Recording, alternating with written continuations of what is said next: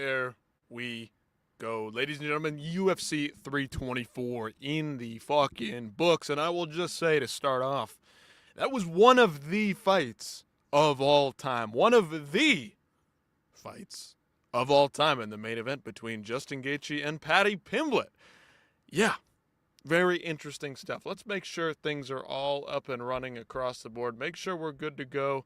Things are running smoothly. Hopefully they are. Maybe they aren't. But we'll check in on them nonetheless. I got to go to 10 different places. Nope, I don't want that. Just let me start my thing. Anyway, you guys let me know what you think, what you thought about the card as a whole. Drop it in the comments. Let's have some fun. Let's get things going. No camera today. We're going straight webcam, so we'll see how this one works out. But for now, we'll sit here and discuss the fights for the time being because, of course, there's probably some people out there still live, still having fun, still doing their thing. So hopefully things are up and running for us here. Maybe we'll see some people pop in as we go along. So we'll take it slow, wait for things to develop, and hopefully we get something interesting through the night. Through the press conference, we'll get that up as soon as I can so we can follow, see what's going on out there in the world. Again, sorry I'm not looking right at you anymore. Webcam, we got to run it this time around. See if we can fix it. But yeah, good stuff. Fun fights from top to bottom. Some, there we go. It's blank. Oh, it's blank. Would you look at that? Would you look at that? Why are we blank? Why is it a blank white? Nothing. It is nothing. I'm going to have to hide.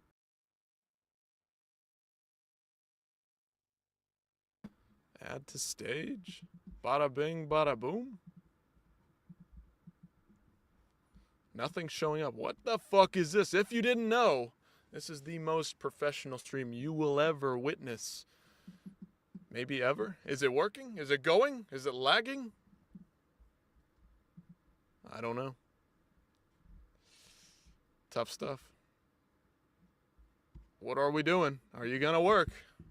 Maybe, maybe not. Like I said, very professional here. We keep it a buck.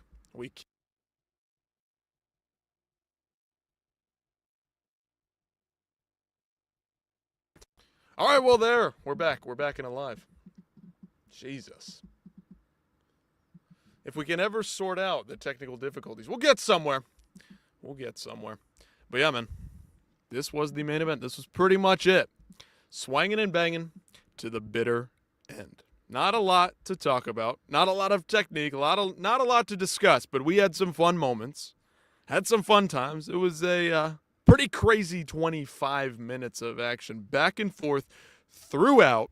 You never know who was going to win in any particular moment. But over the course of 5 rounds, of course, Justin Gaethje did probably win each round. They all kind of blurred together. Of course, when the technique goes out the window, you do tend to forget what's going on, okay? Let's be honest. Of course, this is the probably second...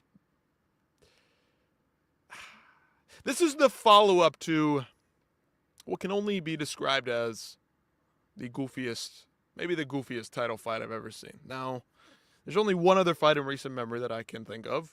It was this silly in the UFC, and it had to be Paulo Costa and Luke Rockhold. I mean, this was that level of just absolute absurdity from bell to bell. Welcome in, Pringle. Glad to have you here.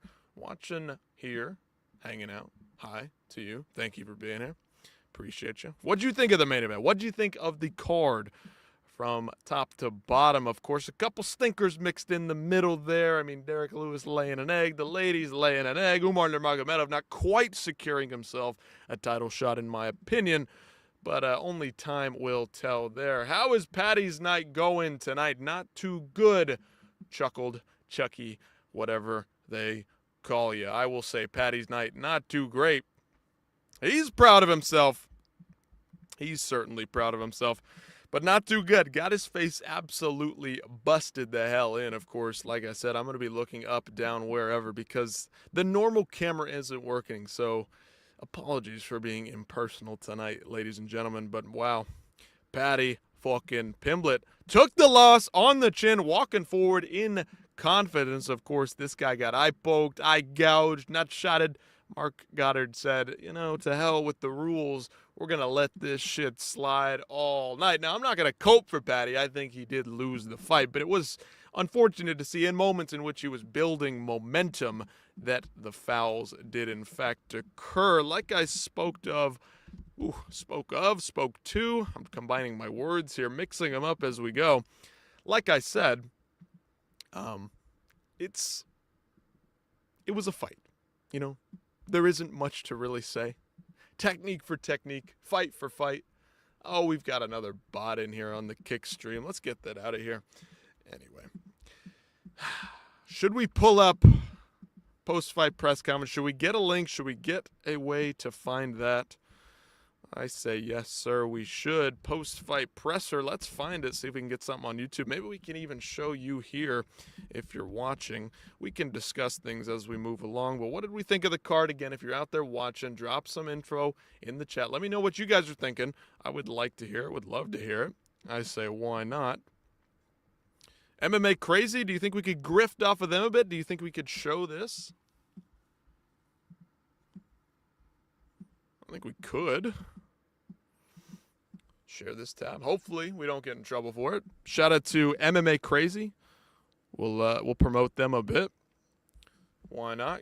Give them a shout. There's somebody walking right in front of the camera. Very lovely to see that, but we'll be flipping back and forth between that and the fight card. So we've got their stream pulled up. We'll keep an eye on it. Keep an ear out for it. At least I will. Hopefully, you guys can hear it as well. But again, Paddy Pimblett, Justin Gaethje. Gaethje is now the interim lightweight champion in the big 2026. Justin Gaethje, I repeat, is the lightweight champion, technically speaking, interim champion in 2026. I'll just leave it there for another second. Let me sort out a couple more of these technical things. But wow, what are we doing? How has this even come to be? Was it a good fight or not? Chucky. It was a good fight, but it was also a terrible fight. It was a slobber knocker. It was like the best, worst fight. You know how you can sit down and watch a bad movie like a guilty pleasure? That's what this fight was. Zero technique from the get-go. Just slanging everything they could into every single shot. Whiffing on leg kicks, whiffing on punches, whiffing on takedowns. That's what this fight was, okay? It's like the best, worst fight you could have possibly imagined, okay? Terrible, but amazing at the same time. Laughing my way through this one, Having a blast. They were landing bombs on each other in moments. They were going for crazy shit. Spinning elbows, flying knees. None of it really landed, however. I'm looking at the wrong thing here. We're looking at my camera, however, which it does not work tonight.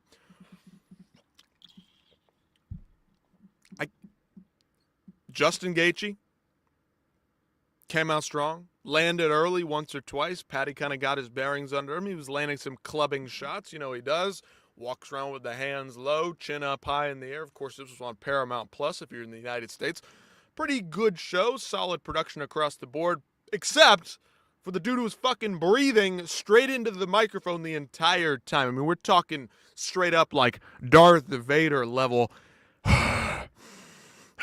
Yeah, this was this guy the entire fucking fight. I mean, the entire card. We could hear somebody breathing on some sort of line, some sort of mic, somewhere. Don't know what was going on there at all whatsoever. It's this main event, fun stuff. Worth watching one time. Don't think I'll ever rewatch it again. It was just a slobber knocker. Two goofy guys. Looked like two guys in the amateur scene. If you've seen amateur heavyweights just throwing heat, but nothing really landing, this was this one. That's annoying. Chucky, the fight was great. If you're calling the fight annoying, I'd argue it wasn't. But if you're talking about the technical difficulties, well, yes, very annoying. I'm very pissed off. I will not show it right now, right here, because we did have a good night of fights. Finally, the UFC was back and better than ever, right? That's what they'll argue for you, because it's Paramount Plus. We're in a new place. This is the best we've ever had, the best it's ever been. It was all right. Sean O'Malley versus Song Yadong was a much higher paced, higher technical level, going back and forth between two bantamweight fighters, two good fighters, two highly ranked fighters. The mouth breather, that's right. Song Yadong looked really strong through the first two. Sean O'Malley finally getting his rhythm in round number 3, started piecing him up, and ultimately, I believe, won rounds 1 and 3. Again, if I can get my words correct, maybe we can get a decent show put together here. We got a couple people watching, and of course, Chucky, he's dropping some stuff in the chat. But again, Chucky, did you miss out on the entire card? I would be curious. Excuse me. But yeah, Sean O'Malley, he picks up the W. Unanimous decision. He's pretty darn close. Song Yadong could have easily pulled away with the second, but I do, in my opinion, I believe Sean O'Malley did the better work in the first round, slightly edging Yadong, pun intended there. Round 3, though, Sean O'Malley just ran away with it. I'm talking 5 rounds. This could have been a disaster for Song Yadong. Sounds like Chucky missed it. That's unfortunate, but again, worth the rewatch if you can catch it. Again, I'm glad you're here. We'll recap it from top to bottom right now, just going through a quick little rundown. Nothing too detailed, nothing specific. Waiting for the post-fight presser, seeing who shows up, seeing who talks to the media. Waldo Cortez Acosta landed the softest punch ever on Derek Lewis, which put him down, tripped on a banana peel maybe, and then just gave up in Derek Lewis fashion, I suppose. I mean, Derek Lewis did the Derek Lewis.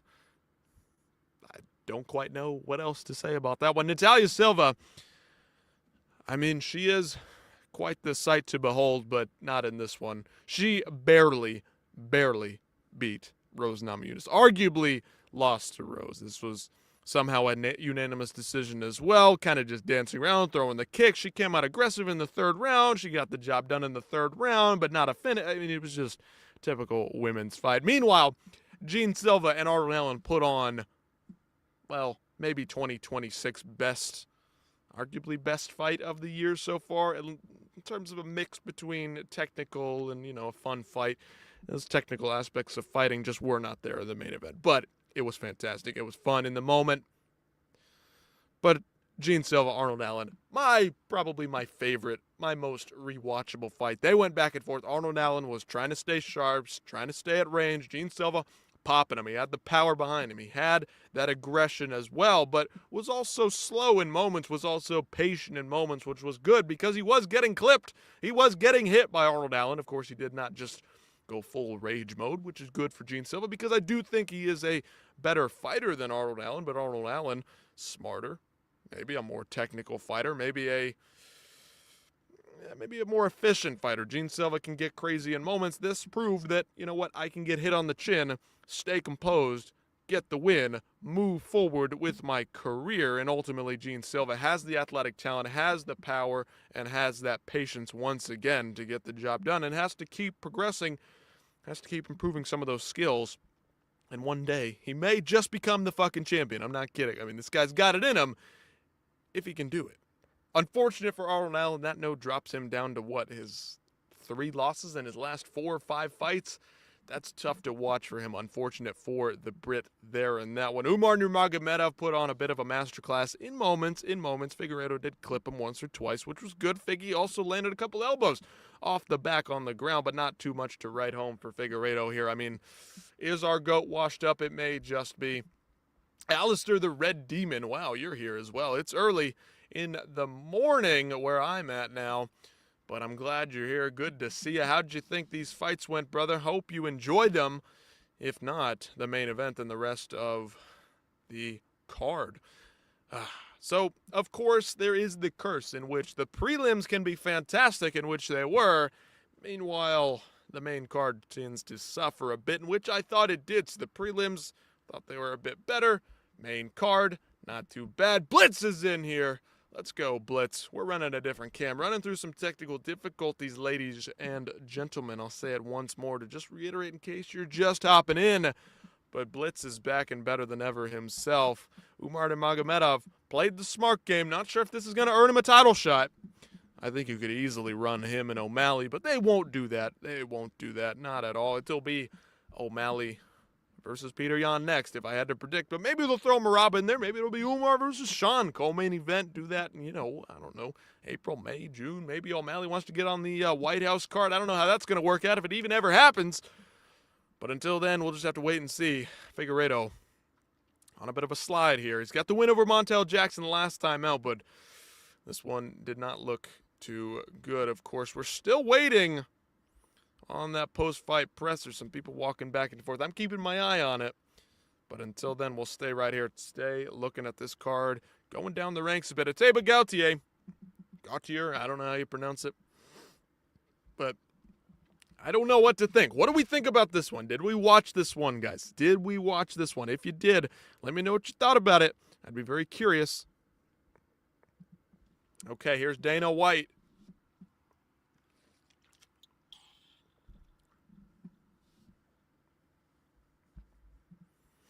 Here's Dana White.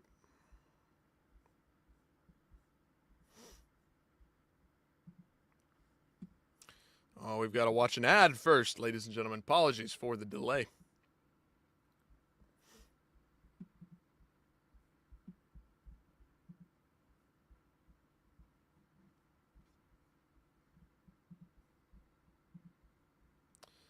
All right, come on, ads. Let's move along. Let's move along.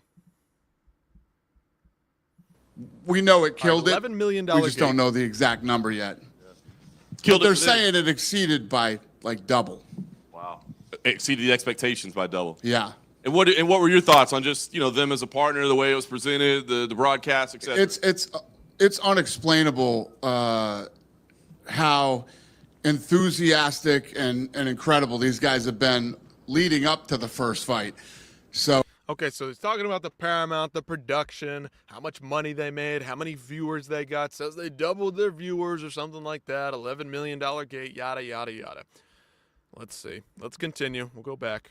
yeah, I mean, what a couple. So Patty Pimblett at the weigh-ins yesterday says, I'm going to knock this motherfucker out tomorrow. And I was like, that's interesting. And he never abandoned that game plan. Even when, he got dropped a couple times, I kept waiting for him. I'm like, he's eventually going to have to shoot and try to submit him. Now, I didn't know Patty Pimblett had a chin like that till tonight. And No, we all knew that Patty, if you know, Patty Pimblett has relied on his chin from his first fight ever up until now. Somehow still survived some of those bombs from Justin Gaethje, but both guys were very sloppy tonight. Both guys were whiffing and missing and barely glancing on multiple shots that looked massive, but in fact were not. There were a lot of bombs landed and exchanged, don't get me wrong, but a lot of those shots as well, they were not quite landing with the same vigorous power that you'd like to see in a high-level, high-technical fight like this one for the fucking World Championship belt. This was just not on that level whatsoever. So don't pretend like we didn't know this, Dana. I know he's got to prop up his guys, but come on. We know what's what. You know what's what. Again, shout out to MMA Junkie. Hopefully we don't get flagged for this. I don't give a fuck if we do. Again, I'm not trying to make money on this shit. I'm not trying to make a living doing this shit. We're just having fun, chatting back and forth, doing the thing. Yeah. But everybody on the Whoa. What are you fucking talking about? Just appreciate it. Don't fucking complain. I fucking appreciated the fight. I had fun watching the fight, motherfucker. What I'm talking about is that was the sloppiest, stupid shit I've ever seen in a world title fight. So you can shut the fuck up. No, I'm just kidding. I do appreciate you being here. I can tend to fly off the handle, but that's what we're here to have fun with. So I appreciate you being here, having fun, talking about the fights. Hope you enjoyed the fights. I sure did enjoy the main event. But yeah, I can also be realistic, motherfucker. So yeah, there's that. starting Monday, all I'm focused on is the White House event. So, we have fights made all the way up to, we have fight cards already built all the way up to March and April. So, I don't know yet. Yeah. Last thing for me, we did have a fight cancellation today. Not a lot of details on the information of what happened there. There's speculation that maybe this was a wagering flag. What can you tell us? That's what it is. Happened again. You know, we got called from the Gaming Integrity Service, and I said, I'm not doing this shit again. So we pulled the fight. Dana, I remember when Paddy first arrived in the UFC, you were saying stuff like, well, his entrance is good and it's all well and good to get the fans, but he needs to be able to fight. Obviously, we've seen him have great wins before, but to show the durability he had in that fight tonight, do you feel like even though he lost, he will be considered one of the best in that division moving forward? No doubt about it. I mean, he was the favorite tonight. I think that's what fucked him. Every other... Money, money, money, money, money. What's up, man? Glad to see you in here. Glad to see somebody who's dropping a chat. I mean, I can talk to myself for hours, but it's a little bit more fun when we get a couple people in here. Again, you guys let me know what you thought about the fights. Favorite fight of the night, knockout of the night, performance of the night. Who's getting the bonus? I mean, everybody who got a finish is allegedly getting a bonus, except for fucking Alex Perez missing weight like a fucking... Yeah, I'll be nice. I'll be nice. Last fight of his contract, though, is he going to get cut? Probably. I'd cut him. Can't even show up to the fight, and when he does, misses fucking weight. I do appreciate him, though. He's a fun fighter, but we got to be realistic. All right, back to Dana. Sorry for interrupting. And sometimes over the corner work. Is that something fans are going to have to get used to, or is that a work in progress that you'll change going I haven't forward? seen it yet, and all this is a work in progress. It's $8.99. You're not paying fucking, however much anymore. These guys gotta make some money too. So, Vibe King Dirk. Well, my friend, if you haven't been watching long, I would say that is the typical way that Derek Lewis does, in fact, lose? Did I just repeat myself? It's too fucking early. Yeah. Anyway, I don't think it's time for him to retire unless he wants to. That's how Derek Lewis loses. Okay? Lewis loses. Mixing up my words here. No, I mean, it could have been time for him to retire 3 years ago. Easily. Went on a bit of a skid. It's how he loses. That's typical Derek Lewis for you. It is what it is.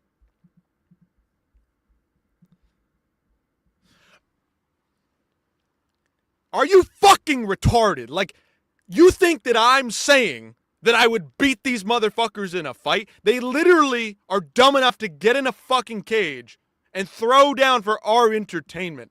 Trust me when I tell you, I love them beyond measure for what they do for my entertainment.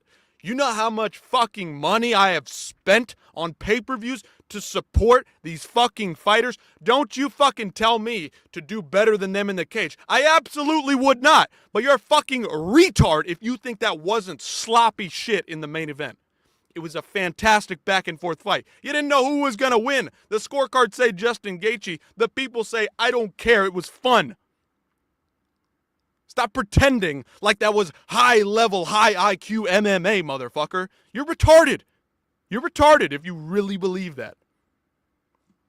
You just want to eat this slop up. I mean, go ahead and gobble Dana's dick right now. He's right there in front of you. By all means, go ahead. You do you, my friend. Kooky character kept calling himself autistic at the press conferences, and then he jumped on Arnold Allen's back at the end of the fight. I guess, what did you just make of his whole... I thought him jumping on his back was kind of cool, actually. That was and very athletic, by the way. Yeah, the other stuff is pretty kooky. I would agree with you. And then Natalia Silva said, leading into this fight with Rose, she was promised that if she had got through Rose, she would get a title shot. Is that accurate? Yes. And then Atiba Gauthier is obviously, it seems like he has all the tools to be a superstar. He went 15 minutes for the first time. A lot of people thought online. How's the audio? Can you guys hear it? I don't know what's going on. I hear it okay. Let me know. I don't want to just sit here in silence if it's not working.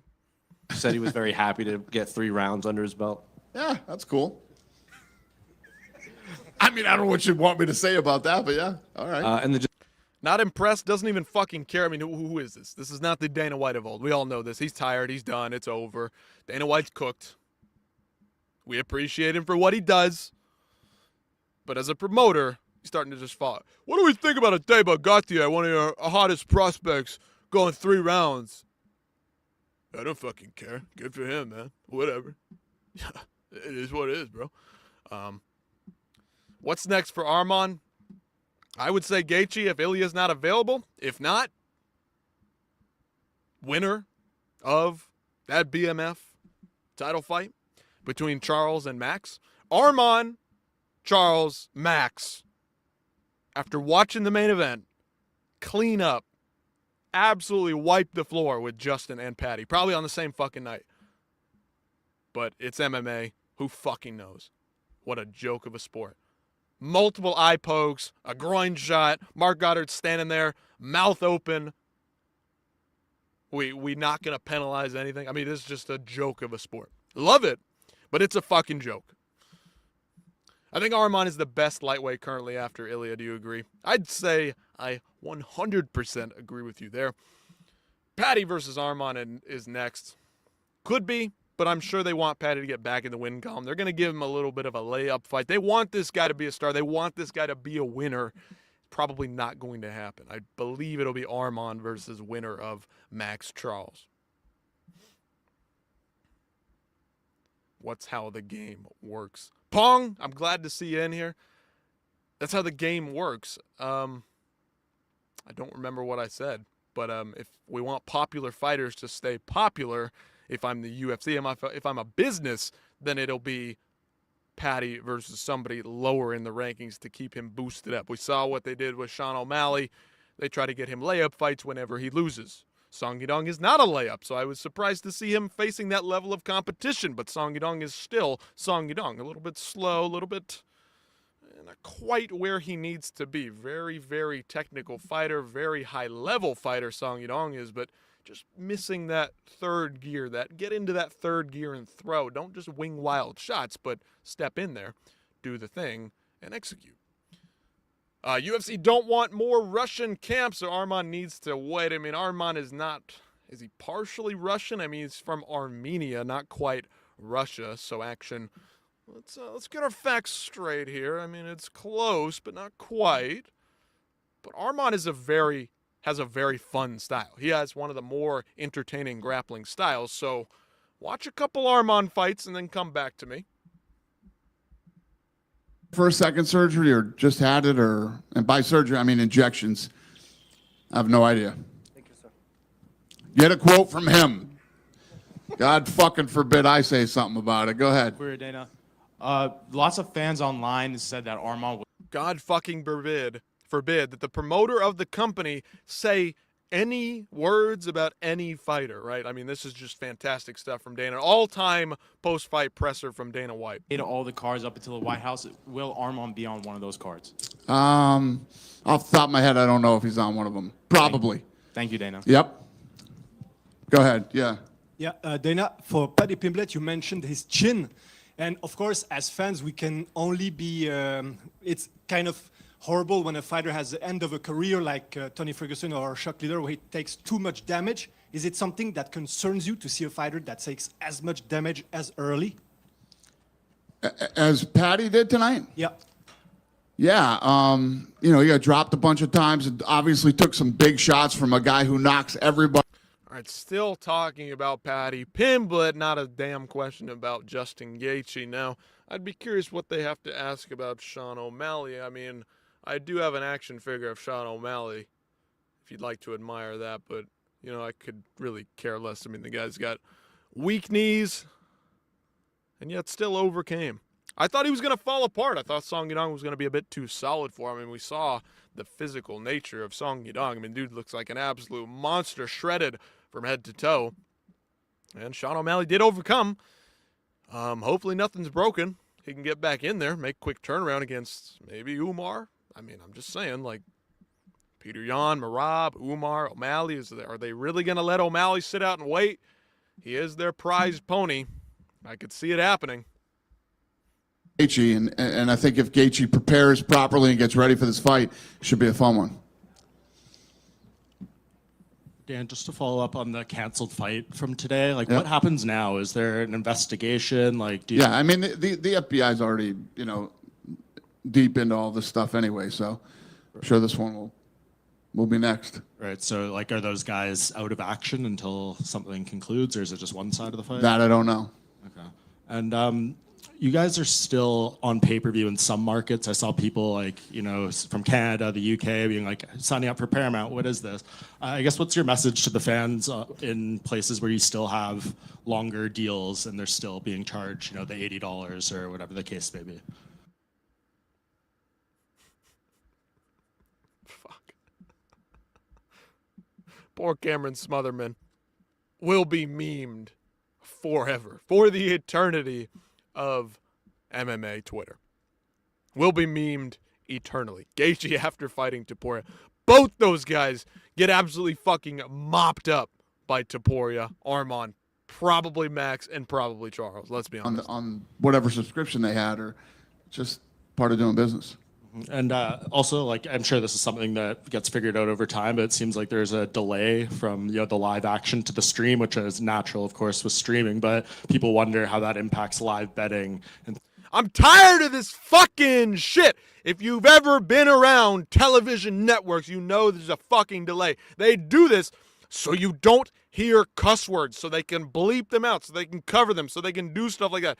Live television is not exactly live. It takes time to fucking go bounce up to the satellite and bounce back down. Are we pretending like ESPN had perfect reception in every possible way and they were getting to you live coverage the second that it was occurring?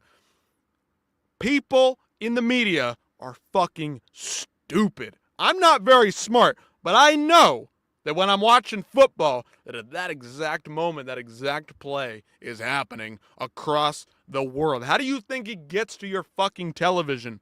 Instantly. Instantly. Even when you're on the phone, there is a delay between the two people. It is not instantaneous, okay? It takes milliseconds to travel. It takes seconds for data to travel across the world. Stop asking these retarded questions. Stop. I guess that's the only thing that Dana White wants to talk about. So never mind. Maybe I'm mistaken. Maybe I'm the dummy here. I don't want to hear it anymore. The delay was 38 seconds, and the delay on ESPN was 36. So Dana, what's your reaction to this? This is big news. No, it's not. No, it's not. It's nothing new. Depending on what the event is. But on TV tonight, new graphics package, and the show felt different. You already heard people talking about the commercials and stuff like that. But yeah, same shit. Dana, No, yeah. Dominic Cruz is going into the Hall of Fame. I just wanted to know, your thoughts of him as a champion, and now he's an employee of the UFC as a broadcaster. Just overall thoughts on Dom. Yeah, obviously that's why he's part of the broadcast. He's, accomplished a lot of great things. I love having guys on the commentary team that can talk about the pressure of big fights, what it's like to be in title fights, guys that know it. And, Dom is definitely one of those guys. Dominic's so good. I mean, he's a Hall of Famer for a reason. That's why we put him on the broadcast.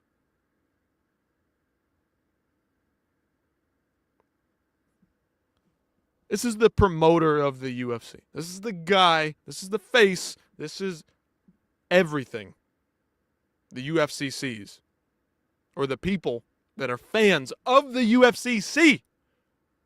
This is the public-facing guy. This is who we go to. This is who the casual fans go to. This is where the mass media goes to. They go to this guy. What do you think about Dominic Cruz getting into the Hall of Fame, Dana? Well, as you could see, that's why we have him on the broadcast.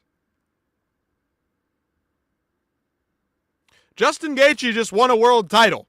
Do you want that guy running on the broadcast talking about fights for 4 hours? Is that the guy? All respect to him. But I don't want to listen to that guy talk for 4 fucking hours on a broadcast. Dominic Cruz is known for having a pretty high fight IQ, for having good footwork, for being a smart fighter, for being a technical fighter. He studies the game. Whether you like his commentary or not, he's pretty fucking smart. He's a great trash talker. You have to be quick thinking to be able to do that. You have to be slightly more intelligent than the average person to be able to talk trash like that, okay? But no, there's absolutely no further reasoning for why Dominic Cruz is now in the Hall of Fame, other than he's really good, and that's why we have him on broadcast. That's the first thing that comes to mind. Not his resolve, not his this, not his that. Come on. What are we doing here? What are we doing? What are we talking about? Who is this guy? What has this guy become? He's falling apart at the seams. It's the Paramount era. Step up, do something new, Dana. What's going on? Bill, I mean, this is it. This is it. This is all you need to know. Valid. 4 hours of Gaethje would be worse than a fucking prison sentence. I love Justin Gaethje as a fighter. Love him as a fighter. But I lose brain cells when I listen to that man speak. Not quite Tito Ortiz level, but it's getting close. Cross. Welcome in, friend. Welcome in, brother. What's up? Not a ton. Not a ton. A little pissed off, but, you know, it's all right. We had a fun fight, main event. Kind of saved the day, saved the main card a bit. Gene Silva, Arnold Allen put on a good show as well. Gaethje got it fucking done. Yes, he did. Some way, somehow. Derek Lewis quit again like he did against Tuivasa. Yes, sir. I saw somebody else comment. We had a guy say, you know what? Does Derek Lewis need to retire? And, you know, it's a fair question, Cross. But that's just the way that fucking dude decides to lose fights. Now he wins, and it's the highest of highs, the best interviews, talking to the fucking president. That's right, you heard me. Derek Lewis, direct line to the president of the United States. Massive step. When this guy loses, when there's a little bit of adversity, he just falls over like a toddler. He looks like me in there. He looks like me. You think I could take one punch from Waldo Cortez Acosta? This guy used to throw fucking 100-mile-an-hour heaters in the MLB. Now he's throwing punches in the octagon? Come on. But that punch he landed against Derek Lewis that put him down was like a flick of the wrist. Get out of here, bro. Get out of here. Derek was tired. Derek was done. He laid over and died. The line for Gaethje Topuria is minus 500 Ilya. Not wide enough, Cross. Not wide enough. Not as big of a favorite as I would like to see. You watched that sloppiness. Was it fun? Did we enjoy ourselves? If you're a fan, you did. You know what you were watching. But if you're a realist, if you're a pessimist like myself, if you're a skeptic, if you question things, once that fight was over, I laughed myself to death. Took me 10 fucking minutes to get shit set up here because I was too busy laughing my ass off as to how goofy that shit was. A world title fight that fucking sloppy. That sloppy, Cross. Can you believe it? I sure can. And I also think that Armand wipes the floor with those guys. I think Charles wipes the floor with those guys. I think Max wipes the fucking floor with Paddy fucking Pimblett. He's fighting old geezers. What, 7, 8 fucking fights into the UFC? What are we doing? I get that he's a star. I understand it. But Gaethje? This guy's going toe-to-toe with one of the most technical fighters on the roster, Rafael Fiziev. And this guy looks like an absolute tard in there. Tard level shit. Still a fun fight. Armand Ilya are the two best lightweights right now. All right, Sean O'Malley has taken the stage. Cross, I agree. I think so. We saw Armand narrowly edge out Charles Oliveira. Would have liked to see that one go 5 rounds back at UFC 300, of course. And Max, we'll see.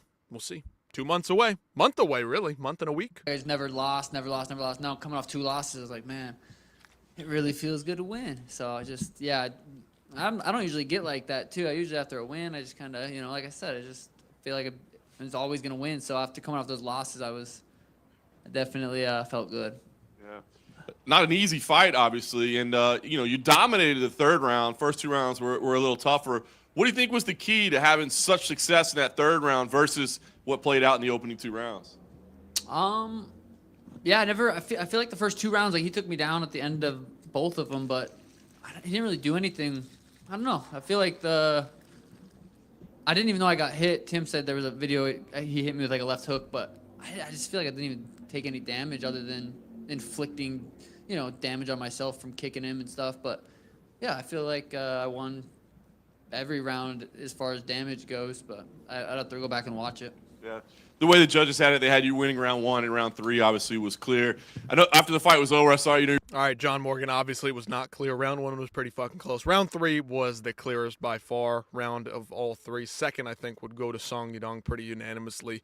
But shut the fuck up, dog. It was not that clear. Just because you're in front of your superstar there doesn't mean we have to get star-studded. You are the media. You got to have some level of detachment. I mean, I love these guys. Watch them every single fucking week. But come on, let's back it up.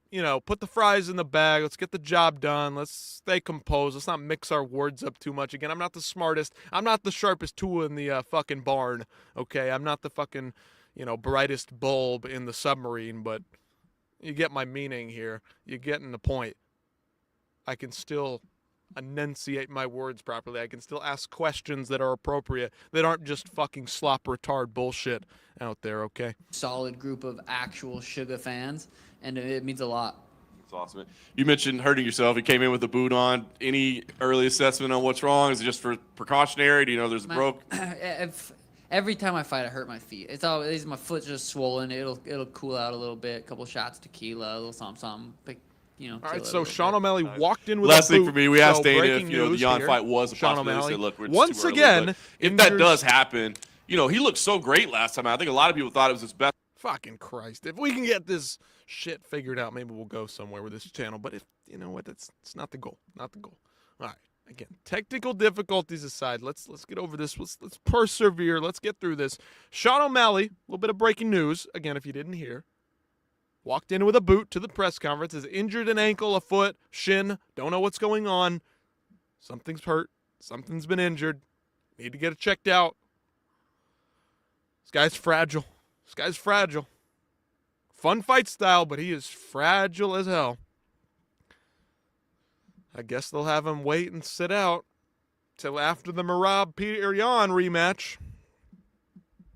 Of course he's injured. I'm chilling. If they make that fight, I'm chilling. What did you make of Umar's performance earlier in the I never really watch fights in the back, so I didn't watch it. What'd you make of it? He seemed very frustrated. He felt like he was chasing after Davidson. It was not the fight that he expected, so he was quite visibly frustrated after it.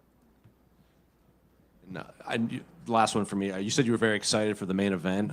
What are your thoughts on what we saw with Patty and Justin in there?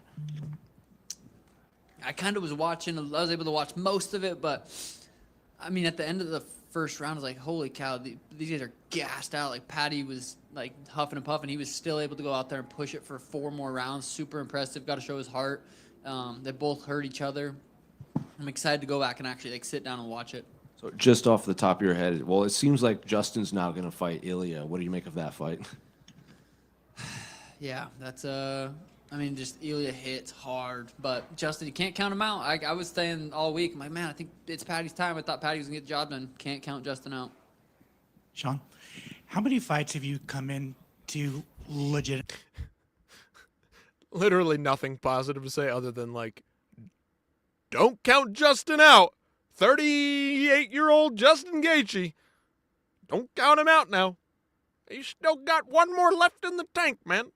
He's got 3 wars left in him. 5 wars ago. First one, so it was this fight. I came in, I was like, I didn't have any physical therapy all week. Usually I come and have Heather work on me. Something's hurt. I felt good, and it felt good. It felt good. Felt good to feel good.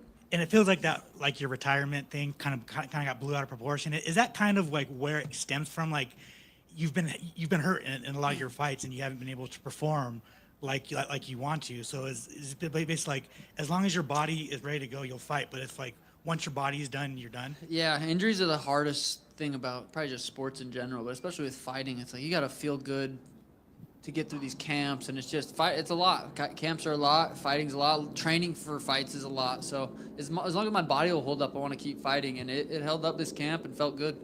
How special is it to bring your daughter into the cage? So yeah, injuries. I mean, these guys go into these fights injured all the time. Again, this is why, yes, I shit on them. Yes, I criticize them. Yes, I say things. But at the end of the day, I do respect all of them that get in the cage, get in the ring, whatever. Almost always fighting hurt, damaged in some way. I mean, you're taking a beating in these sparring sessions. You're taking a beating in training. You're tweaking things, straining things, pulling things. It's not fun. It's not easy. So to show up to make it to a fight without being seriously injured is kind of a big deal. It is. Again, shout out MMA Junkie for getting this stream up for us. Hopefully we can stay at peace with them. We can not get flagged for this. Hopefully we won't. But you never know. You never know. Yeah, that was cool. And then one outside your fight, your teammate, good friend Tommy McMillan's making his debut later this year. What can the people expect out of him once he makes the watch? I mean, you guys saw when he fought on the Contender Series. That's what you can expect from him. That's his style. He's improving, and I'm excited for his debut. Sean over here. To elaborate on that, what type of advice did you give Tommy after his last fight? You've been in that war with Peter Yan. What did you tell him after he went through all that?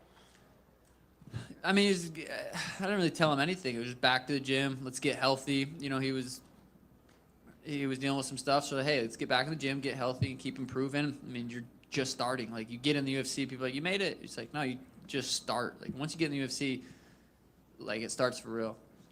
And what did it mean to win again with Coach Tim Welch? You guys started from the beginning, made it up to the top, had a couple losses. Okay, we know what he's going to say here. He's been training with Tim Welch. He's been winning with Tim Welch. It is what it is. But I liked what he said about his friend, Tommy McMillan. Of course, Tommy Gunn picked up a big win on the Contender Series.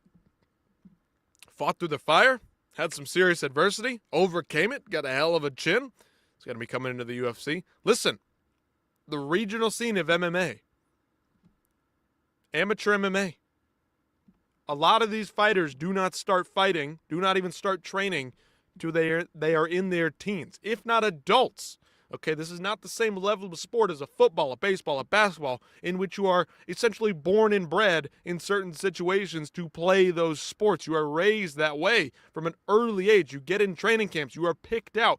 You are either an athlete or you are not. This is not that sport. This is not there yet, and I don't know if it ever will be. So we keep pretending like these guys are so grossly underpaid. Many of these guys do this as a hobby. WWE is the pinnacle, okay?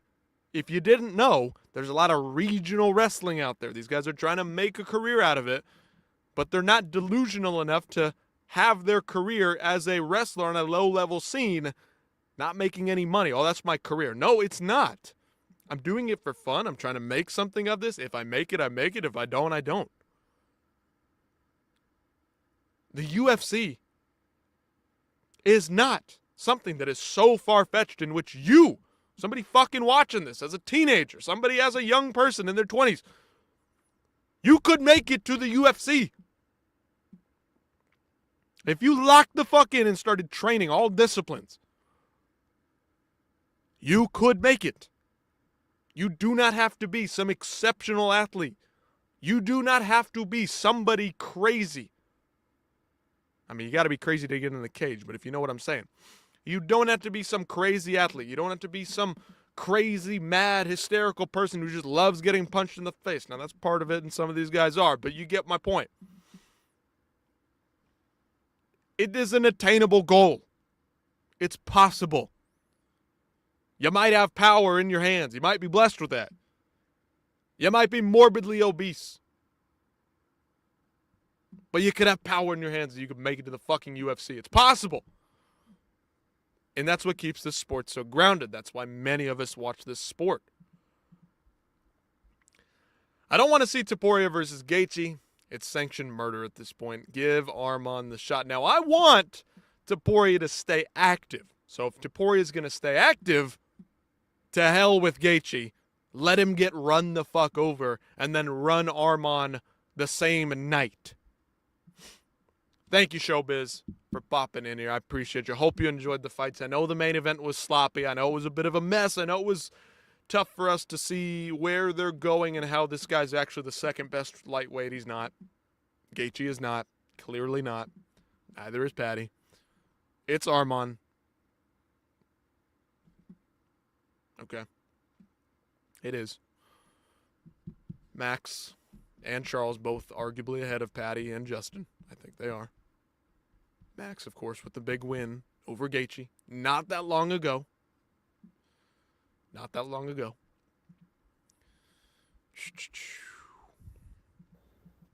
All right, still nothing at the press conference. We'll pop back over in a minute, see if anything happens. But yeah, man. That's it. Who is there? None other than Salsa Boy. Felicidades por tu performance de esta noche. Oh, Spanish. I don't understand it. It was sloppy, but I loved it for what it was. Now, that is a fair assessment. I do agree with you. I did have my fair share of enjoyment, and I did have some pretty darn good fun watching the fight. But in terms of technical high IQ, high level MMA, that was not it. That was not. For the interim lightweight strap, bit rough. A bit rough, but it was fun. Did enjoy it. Was a good time. All right, let's get back to your regularly sanctioned, allowed Spanish. I do not understand it, but we will listen. Waiting for me to throw my right to counterattack, and at that point, I said, well, I'm going to be patient, just throw the jab, kick him a little bit, and just keep him off, babe. ¿Qué sigue para Waldo Cortés Acosta ahora? And what's next for Waldo? Bueno, estoy aquí siempre disponible para los que quieran la UFC. Ya pedí a Curtis Blade, a ver si se quiere animar a pelear en México. Quisiera pelear en México si Dios lo permite y sería un honor para mí y representar a Latinoamérica en México. Want to fight again. The UFC knows they can call on me. I called on Curtis Blades. I'd love to fight in Mexico. I think it'll be an honor to actually go fight and have a fight in Mexico for me. Justamente eso, tu mensaje para toda la gente de Latinoamérica que ahora está más prendida de todas tus peleas, de tus victorias, más que nunca. And a message for all Latin America, for all your fans out there. Gracias a todos por su apoyo siempre. Estoy muy... Good grief. I mean, we understand. We understand, Waldo. We understand media. We do show our appreciation from the Dominican Republic. Okay. Sure, it's a lovely country. Where are the questions? Let's get some good questions. Historically accurate, biblically accurate Sean O'Malley. Right here. He's broken his ankle again. Something's wrong. He's in a boot, in a cast. Hanging on by a thread. Yeah. Absolutely showbiz. It was a bar fight. Main event was absolutely a bar fight. Nothing more, nothing less, really. And I thoroughly enjoyed it.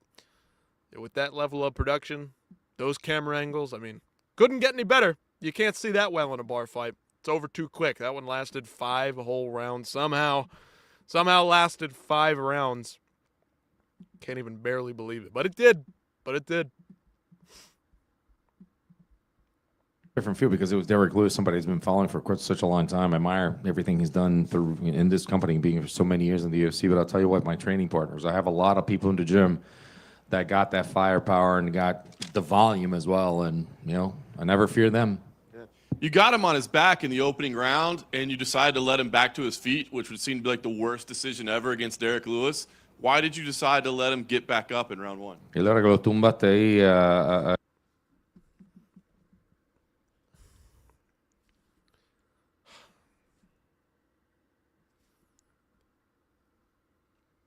Waldo Cortez Acosta has 0 to no ground game. Derek Lewis has 0 to no ground game. Why would you let Derek Lewis back up into the striking realm, which is your preferred method of fighting? You're faster, stronger, younger than Derek Lewis and arguably hit just as hard. Why would you stand him back up?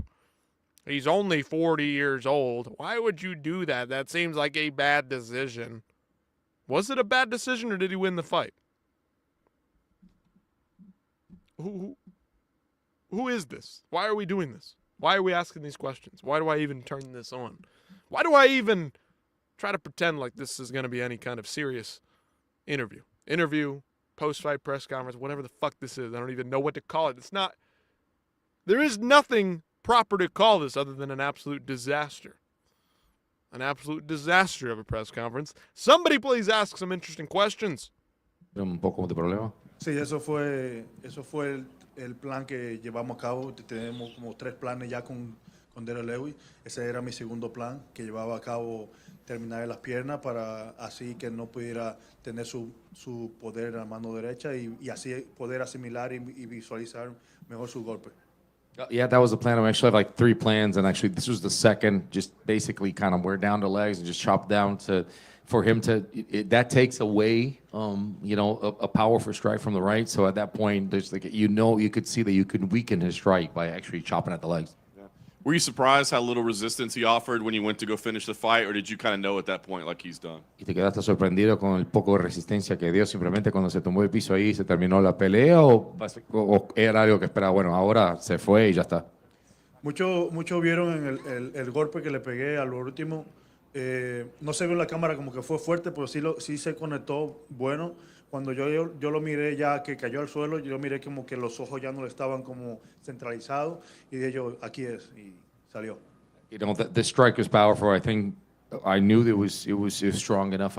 You might have not seen it on TV, but it really got him. And actually, when he got down, I saw the eyes, and the eyes kind of rolled up, and he wasn't focused anymore. And by that time, I was like, oh, the shot barely landed. It probably had a little bit more pop than I'm giving it credit, but it was like a flick on the chin. The follow-up shots were pretty hellacious from Waldo. Very good follow-up shots. Put Derek Lewis away. I mean, he looked out of it. Looked like he gave up, but Waldo definitely hurt him with the ground and pound follow-up shots. The initial strike that dropped him made him slip, made him go off balance. Didn't do much. It was the ground and pound follow-up shots. So, I don't know. Is he wrong? Is he right? I don't know. I wasn't in there, but come on. We can see what we see. Like, Derek Lewis has taken some shots. That was not the biggest shot that we've seen him take. I do believe I've had harder challenges, especially in my last 3 fights. And I don't think it's going to be that much. And listen, I want Curtis Blades because he's been saying some things on social media. And people who talk crap, I don't like him, so I don't want to rip his head off. Curtis Blades is next for Waldo. Now, Pookie Bear might be going up against the Razor Blade himself. I mean, Curtis, perennial top 5 contender in the heavyweight division. Your Pookie Bear Waldo, I'm not so sure he's ready to wrestle with a big guy like Curtis Blades. I mean, Curtis Razor Blades is a freak athlete. Now, is this guy a dangerous striker? You know what? He's been improving. Can he stand with Waldo? Waldo's got a bit of a slower pace. You can see a lot of the shots coming from a mile away. Of course, that former baseball windup gives away a few things with those overhands. But Waldo, you know what? Pookie Bear has impressed me over the course of time. Used to be a hater. Now I've come to enjoy him. He stays active and he gets finishes. And so I do actually find myself becoming a bit of a Waldo Pookie Bear enjoyer. So Curtis Blades, is that the right matchup? That would be a good step up the ladder. But can he deal with the wrestling? Can he stay safe? Can he avoid it? Can he sprawl? He is salsa boy. He is a chunky boy. I'd be a bit worried, but Pookie Bear, I think he could connect the shot. I think he could get there. I think Curtis Blades does not always do the best job of getting in on those takedowns early enough. Waldo could tee off on him. Curtis Blades is a pretty good athlete, though. He's a bit of a chunkster himself. Not quite as obese as some of these other heavyweights, but it's going to be a good test. I say run it.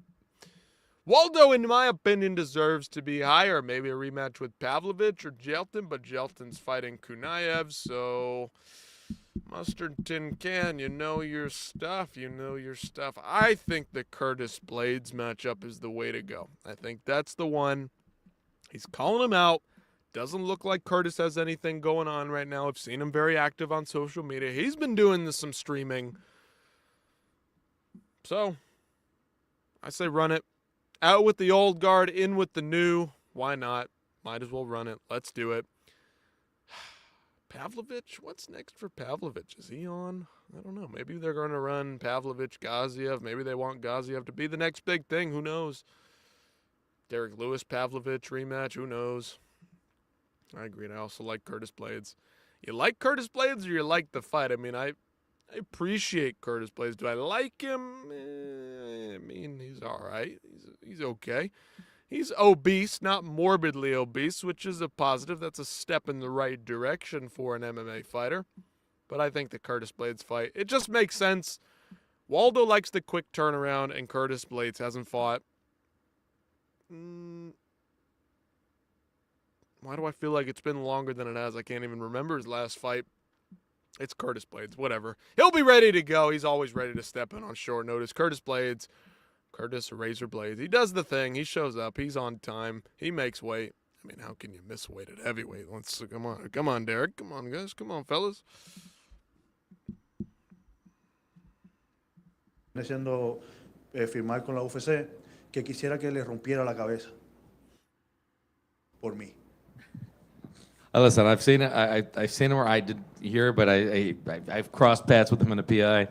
And I've gone up there and with some of the coaches, and I said, listen, if you want to fight me, so I'll tell you what, just, watch what I did, watch what I've been doing, get there, train, and that's we'll cross paths. But I have, ¿y cómo se llama él? Tyrell Fortune. Tyrell Fortune is one of my training partners. I said I wanted to give him an opportunity in the UFC. I was like, you know what, Tyrell, you come in and you beat the crap out of this guy for me.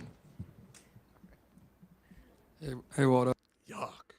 Tyrell Fortune. I'm sure he's a good training partner. Probably a solid dude, but I don't need to see him in the UFC. We don't need to see that. We've seen enough of him. We've seen enough of Tyrell Fortune. Blades' last fight was against Kunaev, which Heike thought was a robbery. Yes, I do remember it now.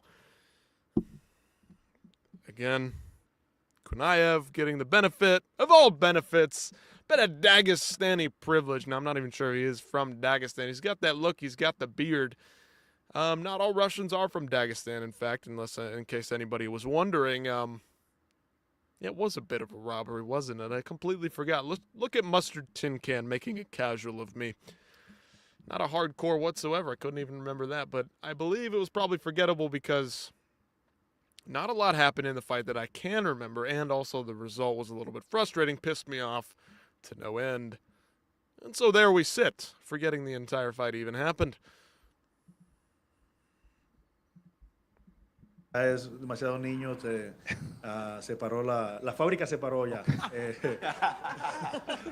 Production has been halted. We stopped. No more. That's it. It's a lot of kids. We're done. We're done with the production. Well, Factory's closed, he said. Although just one quick one. The Mexico card's getting built like very quickly. It already has a main event. Would you rather fight in Mexico on the undercard or headline a card against Curtis Blades? O sea, no sé si sabes porque la categoría de México se está llenando. Están poniendo peleadores ahí, muchos latinos. O sea, ya tienen obviamente un estelar. ¿Qué te interesa más? ¿Pelear ahí en México en cualquier... Fighting out of Dagestan, Russia, Rizvan, the cheater, Kunaev. Yeah, that's right. Dagestan, Russia. Wushu Sanda fighter, 6'4", grossly overweight. This guy was once upon a time in great shape. Has now fallen off the wagon, of course, not taking PEDs any longer. Allegedly. Yeah, that's Rizvan Kunaev, of course. Defeated Curtis Blades via robbery, in many's opinion. But for me, it was a heavyweight fight. It was close. I thought Curtis won. But whatever. Young guy coming in. Curtis, he'll be back. Curtis will be in the top 5 till he's 74. It's just how heavyweight goes. It's just what it is. This weekend for this fight, you might have faced a lot of people just because of the fact that Derek Lewis is so loved. But you think that after this fight, people have grown and there are more Waldo fans after this one? Sí, por cierto que sí. Otra vez he peleado en otro estado y la gente me ha querido mucho, pero sabemos que Derek Lewis es una figura, ¿me entiendes? Lo que viene haciendo en el deporte. Lo apoyo como cualquier otra gente. Si fuera a pelear también lo fuera igual. Pero es lo que es, ¿me entiendes? Debo aceptar mi nivel ahora mismo y el nivel de él es otra cosa. dejo que la gente lo aplaude y todo, pero me llena también de orgullo subir arriba y romperle la cabeza y hacerle callar la boca lo que ¿me entiendes? Hacerle que... Listen, I fought in other places, and you see that there's a crowd out there. They like me, and again, people love Derek Lewis. I love him too. Like I like to watch him fight. Whenever if I wasn't fighting him, I've always been supportive of him. But you know, I like it. I like it. I like when people are kind of against me and just let people talk, and I like to shut them up and let's let that happen.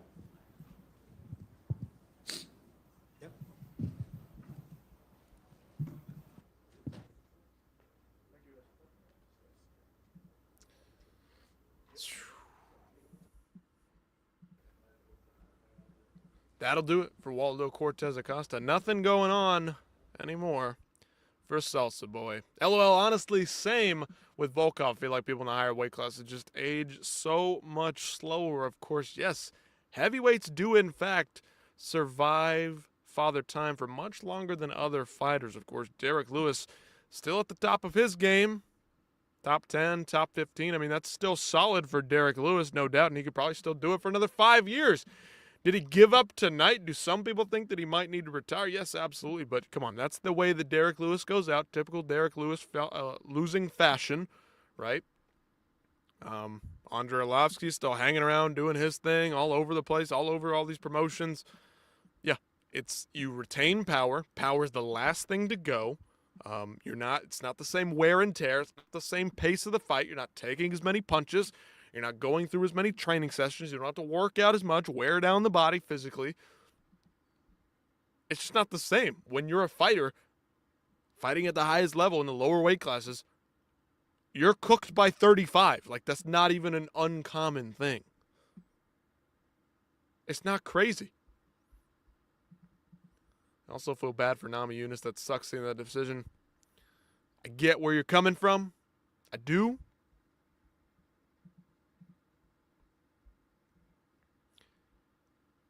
But I also don't give a flying fuck about Rose Namajunas any longer. This ain't 2016.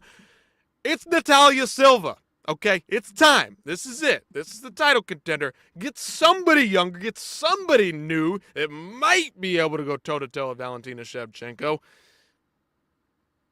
I don't fucking care. I don't care.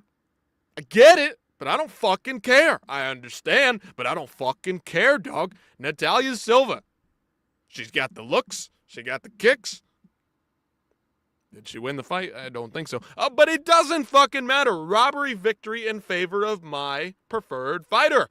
I literally don't give a fuck about women's MMA anymore. It's over. It's done. It's cooked. But I enjoy seeing Natalia Silva dress up and look pretty and look good at the press conferences. Let me enjoy it. Let me enjoy it.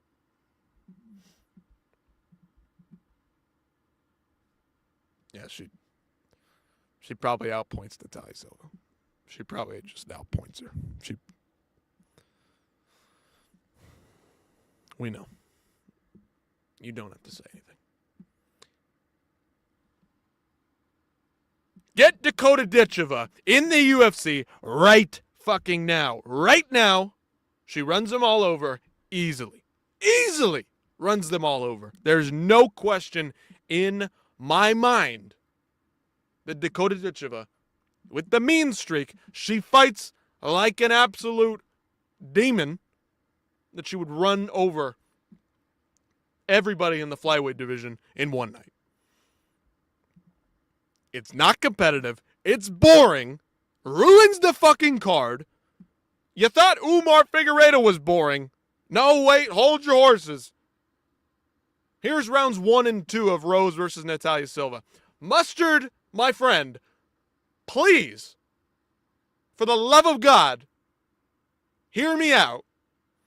But Natalia Silva coming out in the third round and actually trying to win the fight and actually trying to do some fucking damage, she deserves to win the fight, okay? This isn't point fighting. It's mixed martial arts. It's combat sports. Damage over everything. That's what the rule book says. When she came out like that and actually tried to win, actually tried to fight, to actually try to be aggressive and not just have this pity-pat sparring session, Just for that alone, Rose Namajunas could have 10-7'd her in rounds 1 and 2, and I wouldn't have cared. Just give it to the person who's actually trying to win the fucking fight. I would have called it a tie, but that's high key because nobody should have won the first round. I think Rose probably edged out the first round. Slightly. Maybe. But Natalia Silva, the beautiful kicks, the beautiful technique, maybe they just looked more impressive. Maybe they were too busy staring at her rear end. I don't know. Admittedly, I was. Can you fault me? Can you blame me?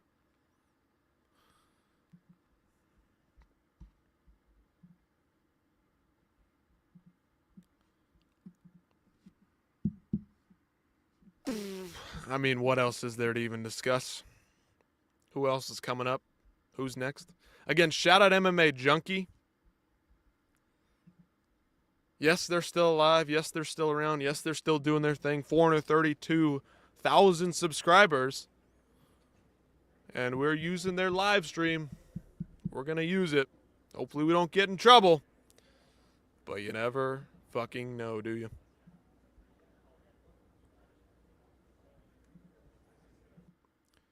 Is this the White House main event? Shout out Pat Barry. But I can see it sucks. Grooming is probably not the best base for MMA. No, I don't think so. Pat Barry, love at first sight with a teenager.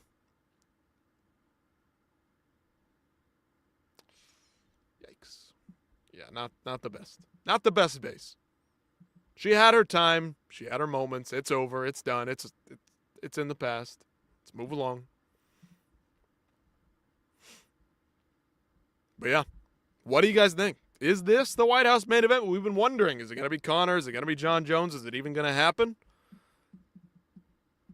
Justin Gaethje, All-American fighter. One of the UFC's favorites. One of Dana White's favorites. One of President Trump's favorites.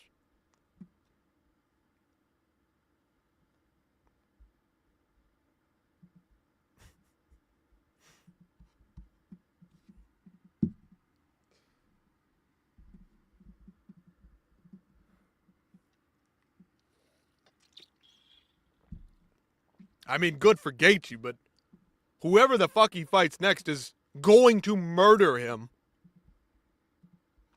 I guess this isn't gonna load. I guess nothing is gonna load.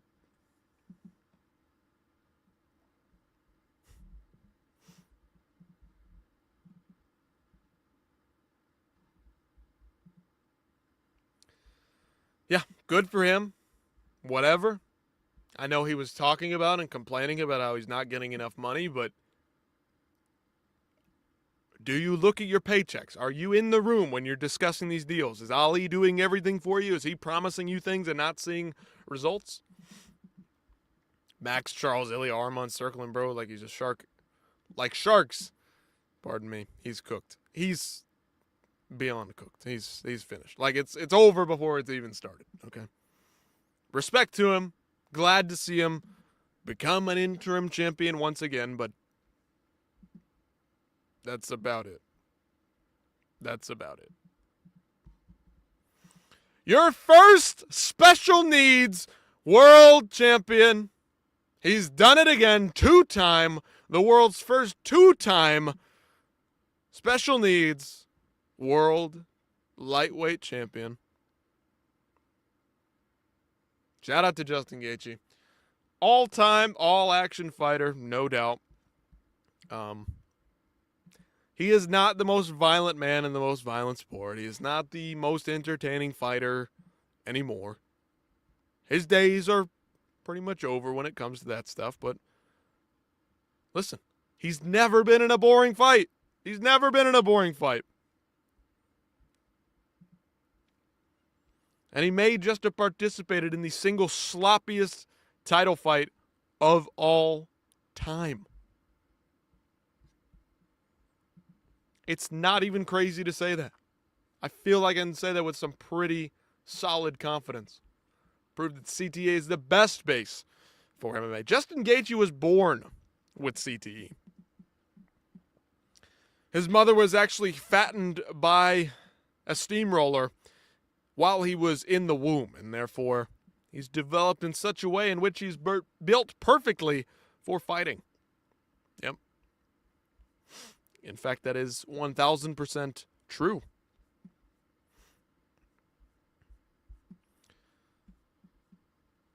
All right. Sounds like somebody's mumbling and grumbling at the press conference. It may, in fact, be time. We'll wait another second, but yeah. We'll keep moving along. See who else comes out. Maybe it's Gaethje. Maybe it's Patty.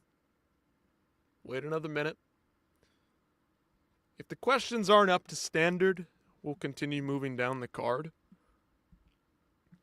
Of course, Gene Silva, Arnold Allen, probably the second best.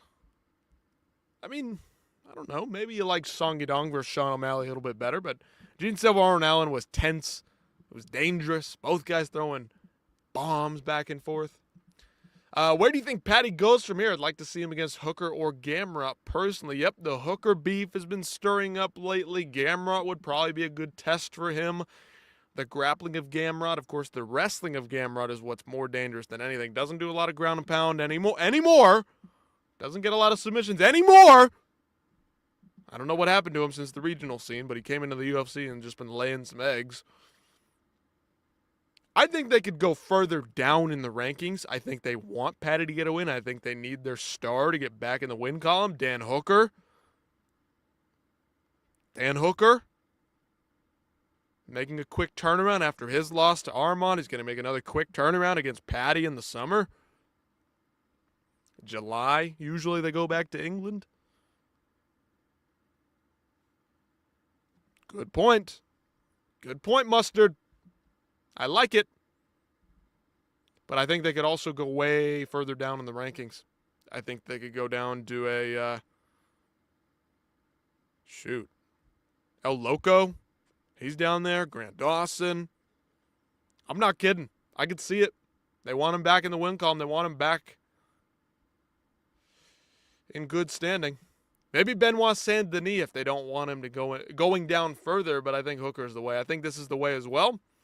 I predict it will probably be that way. The beef, right, has been brewing. They've been talking trash, going back and forth.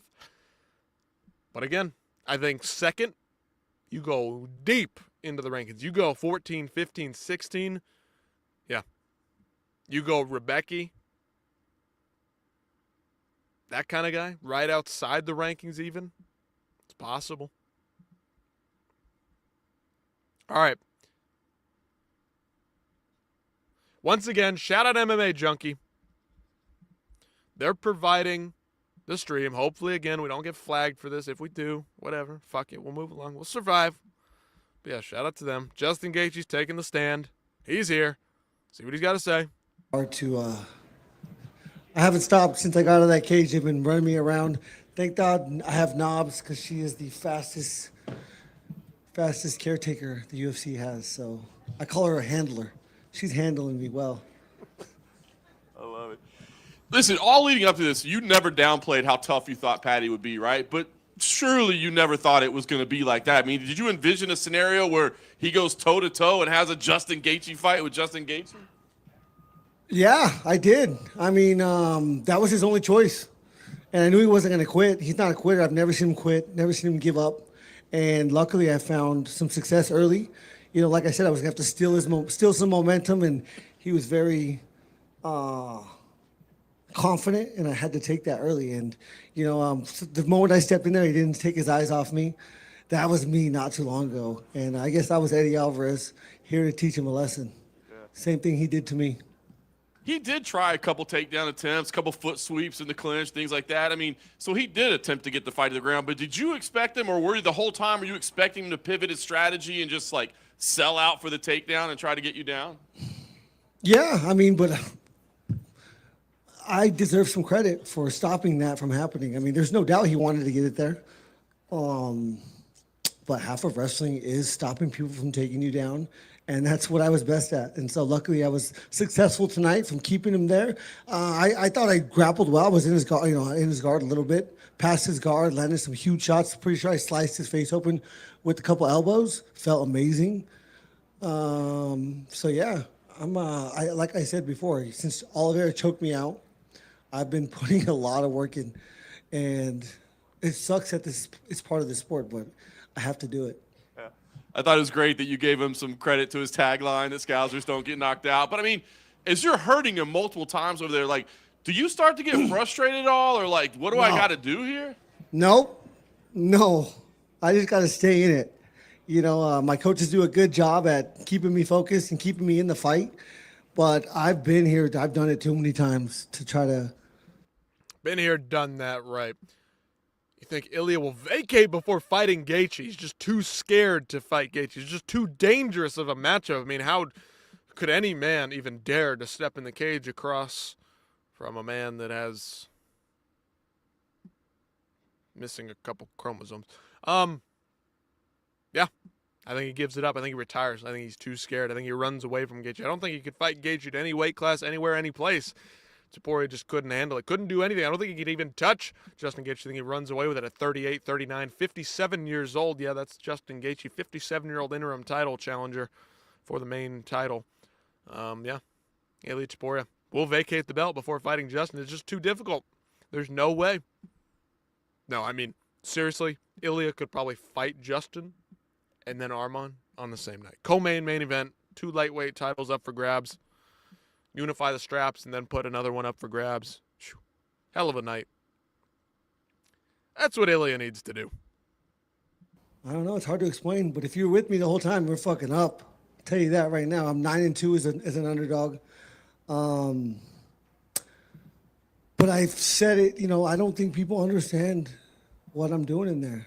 I've said it from before I even got to the UFC. There is a method to the madness. It looks like absolute chaos, but it's less than seconds, less than inches. And my coach taught me how to be great in those areas. I'm sure the adrenaline's still flowing a little bit, but do you have an update on physically, like how you feel? Like, are you going to need some time off? Is there possibly anything broken after? I mean, I definitely need some time off. He fucking rocked my brain a couple times, and the only thing we have over the more dangerous sports, which is boxing and football, is we get to take time, and so I will do that. But the White House is in June, and I represent this country. I represented it tonight. And I hope to be, obviously, look at the position and opportunity they just gave me here. There's no way they're keeping me off that card unless I'm dead. Yeah. Last thing for me, Dana was here earlier, and he said, look, I think the unification fight is next. The Ilya won't fight anybody else. Like, do you have a message for Ilya if that's the next fight? Can't wait. It's what I got here for. That's what we do. And, of course, that's what I believe the next fight is, unless he's not back. Can't wait. If I was Gaethje, I'd be stalling. I'd be holding on to every second, every minute, every moment, every hour, every day, every week, every month you can hold on to that belt for. Oh, don't even. I feel bad for him. Look at him. He's so happy. Our boy finally getting a belt back. Just to have to fight Ilya Topuria after this? Yikes, brother. Yikes. How can you do this to the boy? Look at him. So happy and jolly and innocent up there. Oh.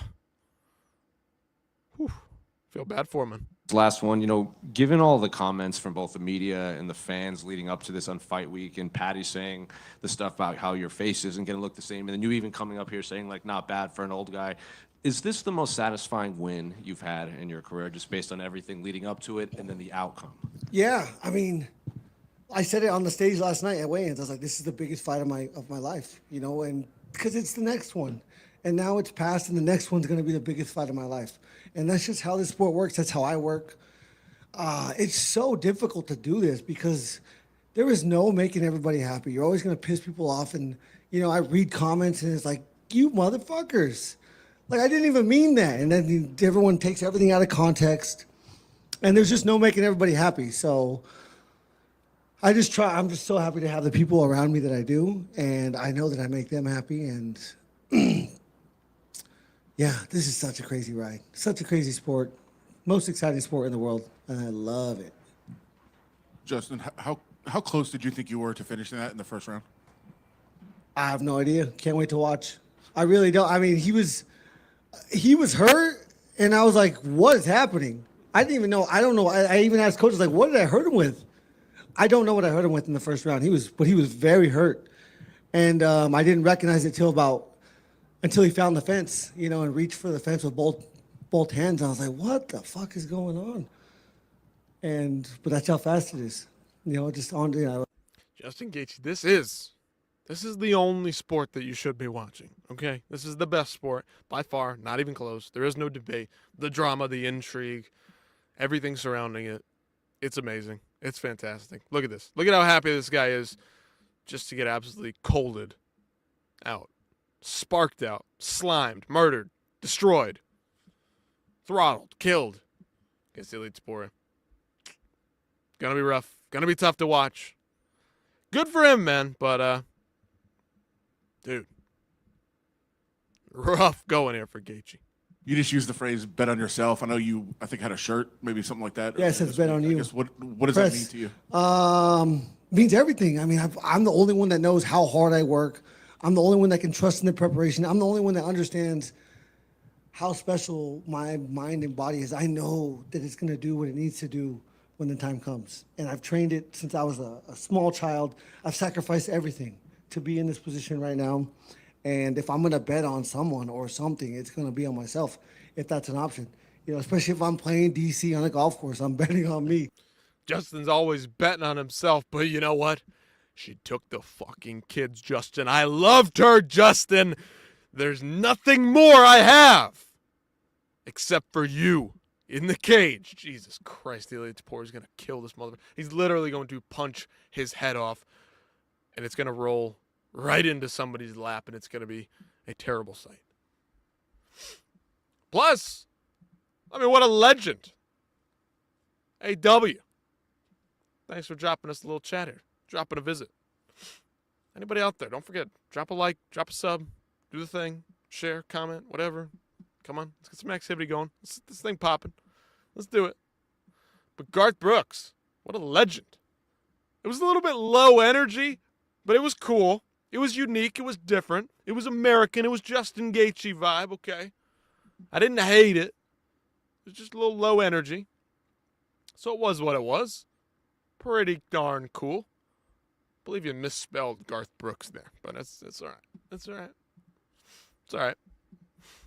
All right, let's see what he's got to say. Continue on. We're almost done. Almost done here. This far. And I really don't know how to explain it. I've been a fan of this sport since day one, when they were kicking each other in the balls and eye gouging each other. And it's just crazy. It's crazy to be here. And Awesome. And you've been in there with some of the best and throughout your whole career. So when you look at Paddy, how does he compare to your past opponents? And from your experience, do you think this is a guy that we'll see competing for gold again one day? Yeah, I mean, you have to learn these lessons. Again, his mindset going into that fight was not good. It's not how you can do. You cannot do that like this. False confidence is terrible. Terrible. It'll kill you every time. And that's what he had. Specifically saying this. Oh, the wheel of death. Come on. It was going to be the same exact fight as Chandler. It was crazy. And I was like, yes. Thank God he's thinking like this. I said it on the press conference. I love everything that's coming out of his mouth, because you cannot approach this sport like that. And he'll learn. And he's really good. He's got balls of steel. Can't get put to sleep. Obviously, I don't know. I smoked him, and can't wait to watch it. But yeah, I mean, I told him after, stay in it, stay on it. Yeah, I'm right. Scousers don't get knocked out, mate. I mean, I can't do a good accent, but dude, it was pretty wild. I mean, taking bombs off of Gaethje. Gaethje not the hardest hitter. He's not some kind of one-hitter quitter, knockout threat, but dude, he was landing hard. Landing clean on Paddy Pimblett. Paddy's still hanging his chin out there, essentially goading him on saying, yeah, give me another, bring it on. And trust in my skills. I'm here for a reason. I hope it's my destiny, but I don't get to write that, so we'll see. You tied Dustin Poirier and Edson Barboza for the most fight of the nights in UFC history tonight at 10. You got That's through 15 fights, and they had 30, 32, 31. So. Yeah. No one's been as exciting and as consistent as me ever. Again, I've watched this sport since they were gouging each other in the eyes, kicking each other in the balls, had one boxing glove on, had shoes on, and no one has been as consistent as me and as exciting. And I'm proud of that, and luckily it's just who I am because I don't try. Coming out tonight, I'm like, that was a great fight. It was like the best fight ever. I'm like, what the fuck? Sweet. Can't wait to watch.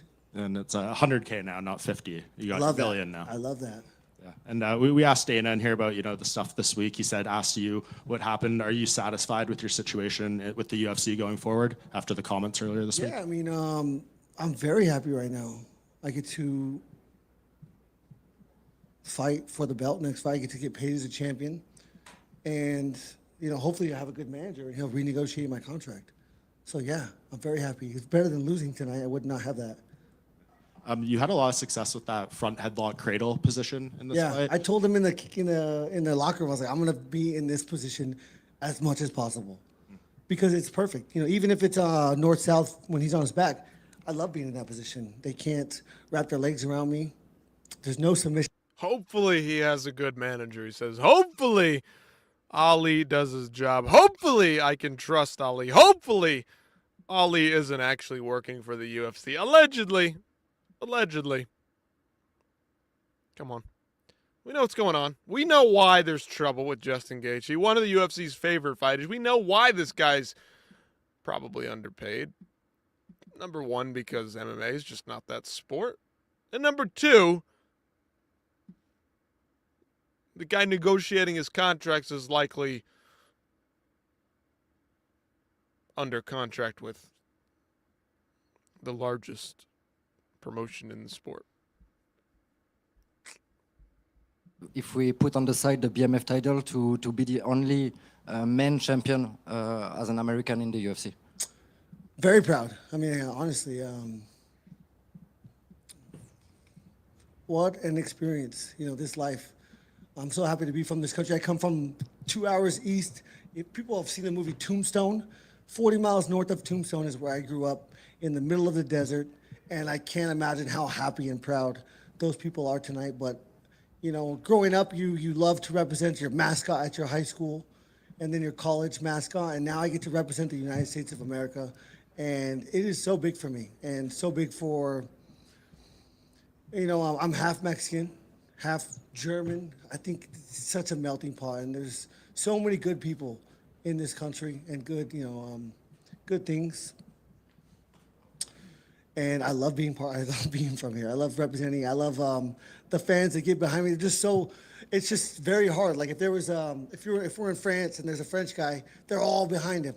I was getting booed tonight and it's fucking crazy. I'm like, you son of bitches. Like, I'm from this country. So it's so hard to represent this country because everyone is from somewhere, and their heritage. But, I'm from here. I was born in Tucson and I love representing this country. It's huge. And last one for me, you're talking about France. There is a huge bout next week between BSD and Dan Hooker. Can you give me your prediction on this fight for the French audience? Ooh, I have no idea. I had Fares Ziam working with me this whole camp, and he'll be fighting these guys very soon. He's very skilled, very hungry, and he was with me for 6 weeks, the whole camp, 7 weeks, 7 weeks. Won't take my money, paid for everything himself. What an amazing dude. And yeah, he'll be there soon. Thank you very much, guys. Hey, Sean back here. Sorry, Justin back here. Congratulations. I don't Justin. have purple hair. Called him Sean O'Malley. Come on, fellas. It's Justin fucking Gaethje. This is one of the other prize ponies. Like, they're not upset that Paddy Pimblett lost. Like, he'll be back. He's young. I mean, they probably wanted him to win, but Gaethje's also their guy. He's the human highlight. He's the most dangerous. creep into your mind, like, is this going to be the night? Maybe I feel slower, maybe they feel faster, or how do you combat that at any time? I mean, I tell myself the whole time they're going to be faster, better, stronger, so that I can work. And then I just put the preparation in, trust the process. But I will be done when I feel like my younger self would whoop my ass now. And we're not there. You know, the skills that I've gained working with my coaches over the years, the experience, those are huge factors. And I know I'm 37, but I don't. Pause, bro. UFC 249 Gaethje versus Tony Ferguson. That Gaethje, that version of Gaethje, fucking mops the floor with this guy that came out there and fought tonight. Okay, let's all be honest. We all know this. I know you develop, you learn skills, you get better technically. You didn't show any of that. You didn't show any patience, any poise, any smarts. Showed some balls. It was a fun fight. Better fight than that one. But I'm pretty sure this guy gets cleaned up, tossed out, smashed up, thrown in the dumpster, gone in the landfill. I mean, that's UFC 249 Gaethje destroys 324 Gaethje. Almost 100 events later, almost 75 events later. 75? Is that? That is 75 events later. Good grief. 75 events later.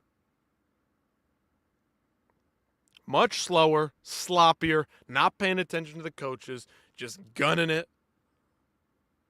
That Gaethje from 249, clean, crisp, smart. Did he get hit? Did he get clipped by Tony a couple times? Yeah, he did. It's Tony Ferguson, world boxing champion. Okay, let's go. Anyway, no. That Justin beats this Justin easily. He made mistakes tonight that he did not make 75 events exactly ago. 100% Mustard. Definitely a lot slower. Gaethje back then was better at punishing his opponent's mistakes. The calf kicks specifically the calf kicks. Specifically kicking the calf. Breaking down his opponent.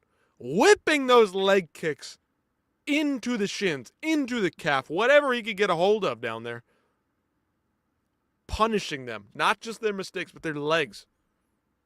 He threw a couple against Patty, but I can't even remember one vicious strike from a kick from Gaethje. I mean, he was just all boxing. All wild. It wasn't even boxing. Corey Sandhagen was here. Carrington Banks was here. Archie Colgan was here. And Kamaru Usman was here. And those are four guys that I put in so much work, blood, sweat, their tears. But it's been great. I mean, there's nothing like having the camaraderie of, you know, guys that truly trust in you and believe in you more than you do yourself. And it's actually so much worse when my teammates fight than when I fight, you know, when it comes to nerves and feelings. So they just all need to retire. Congratulations, champ. Thank you.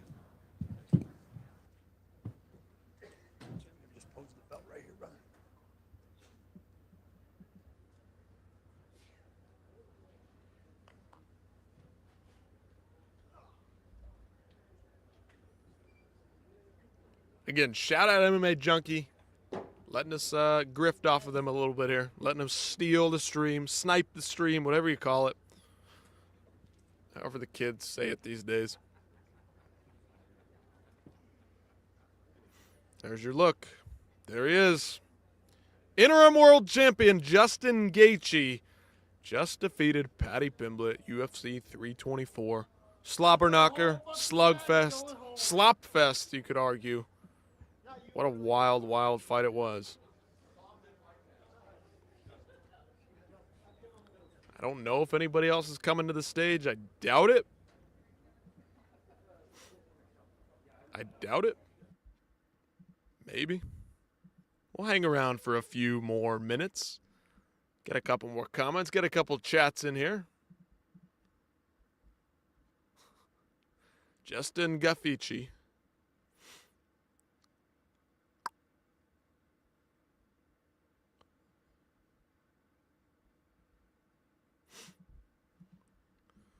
All right.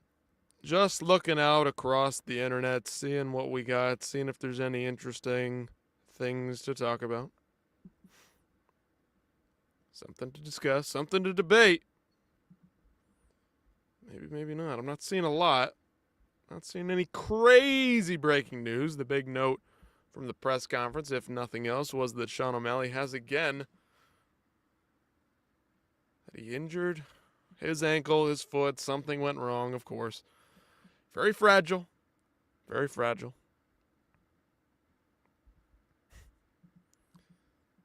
But no, I'm not seeing anything.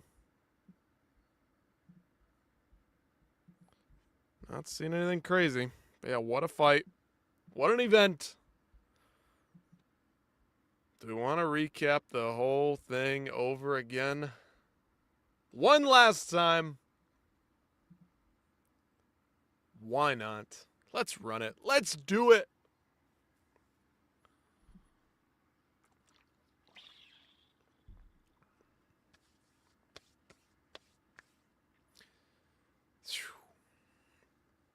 Justin Gaethje, Paddy Pimblett, UFC 324. Let's start from the bottom. Let's start from all the way at the bottom. Ty Miller picking up a last-second knockout in the first round over Adam Fugit. Adam Fuckit. That's right. Ty Miller, the youngster, the Dana White Contender Series alum, picked up a massive first-round finish over Adam Fugit. Was piecing him up for the entire 5 minutes, but that last second remained on the clock, and Ty Miller put him down with one last shot. And the referee steps in, stops the action, waves it off, and it's all said and done. Adam Fugit, see you later, buddy. Ty Miller's here to stay. Meanwhile, one of the best interviewers, I don't know, both, maybe neither, I don't know. You might like it, you might not. That is Josh Hockett, big stud, big star, heavyweight fighter, took out Denzel Freeman with ease. With 1 second left to go on the clock, that's 2 in a row with just 1 second. Buzzer beaters all throughout the entire card. That's right, round one finish again here. Josh Hockett gets the job done. Not morbidly obese, just regular obesity here for Josh Hockett, the former wrestler turned football player, now turned MMA fighters, got some good hands, got some good power, put it on Denzel Freeman. This was not going to be a sparring session like last time, Denzel. Josh Hockett came to fight, he came to win, time to put on a pace, and he did just that. He's moving up the ranks, calling out Waldo Cortez Acosta. I say, run it, but unfortunately for him, Waldo Cortez Acosta, he's a bit ahead of him in the rankings. Meanwhile, we talk about a little bit ahead. Alex Perez, this guy didn't have to cut weight. He started this one way ahead of a large, massive flyweight that is Charles Johnson, who's taking out every prospect left, right, and center. But when it comes to a veteran fighter like Alex Perez, Charles Johnson just had absolutely nothing for him. Alex Perez came out like a bat out of hell. This dude got a first-round finish himself. I mean, absolutely insane. This guy, he's got a wrestling background, but in this one, didn't need a bit of it. He threw hands, and he threw them quick, fast, and right to the dome of Charles Johnson. Put away the guy. Sorry, Charles Johnson. Sorry, buddy. You're going to have to go back into that bank account, get another fight, get back in there next month. I mean, this is what you have to do when you're trying to support and provide for your family. Respect to Charles Johnson. I'm proud and happy to say that he did get 25% of the purse of Alex Perez. Alex Perez is a very highly paid fighter for what he provides. If he can get to the cage, he's probably going to miss weight. Unfortunately, this was his last fight in his contract, and despite getting a first-round knockout, he might be going straight to the PFL. You know what? If you can't make weight, if you can't show up to fights, doesn't matter if you get finishes. Might be time to send you packing. I don't know, but Nikita Krylov, this guy ain't going anywhere soon. I thought he was. I thought Modi was going to do it. I thought Bukowskis was on the rise, but unfortunately, this guy might be completely stupid, might be a complete idiot because he only threw 2 punches the entire time. Jab right in, jab right in, jab hook, jab hook. I mean, listen, it got there a couple of times, but it did not land fully and flush enough to put down Nikita the Minor Krylov. I don't know. What was this name change, Nikita? Anyway, Nikita Krylov runs it back, goes back to 2019. He's getting another finish in a fight in 2026. Can you freaking believe it? Nikita Krylov, he might be back and better than ever. The title run starts now for the minor. Meanwhile, a guy who was somehow nearly a minor himself, Teba Gautier, only 23 years old. He picked up another win, but it was a bit lackluster. Andrei Puliev, not been too impressive. A bit of a can. He was meant to be crushed. However, Teba Gautier struggled in moments because this guy's chin is unlike anything I've ever seen. Puliev, absolutely insane chin. This guy lasted and survived somehow to the bell and unanimously decided that Teba Gautier put on a beating that he had not put on any other man, or at least I thought that another man could not survive this. Andrei Puliev did in fact survive, did in fact make it to the bell, did not get the win, but the prospect of all prospects, the dangerous Cameroonian by way of England, didn't have quite enough punch, didn't have that Ngannou power to put away Puliev in any of these rounds. It goes to decision, gained some valuable cage time, but other than that, not a lot to talk about. This guy's a little bit basic, a little bit fundamental in his striking. Maybe we need to get back in the gym. Maybe we need to get back sparring. Don't take too many fights. You do need to develop. You do need to grow in your skills and get things going. And meanwhile, very skillful fighter here is Umar Nurmagomedov. Now, this was a fight.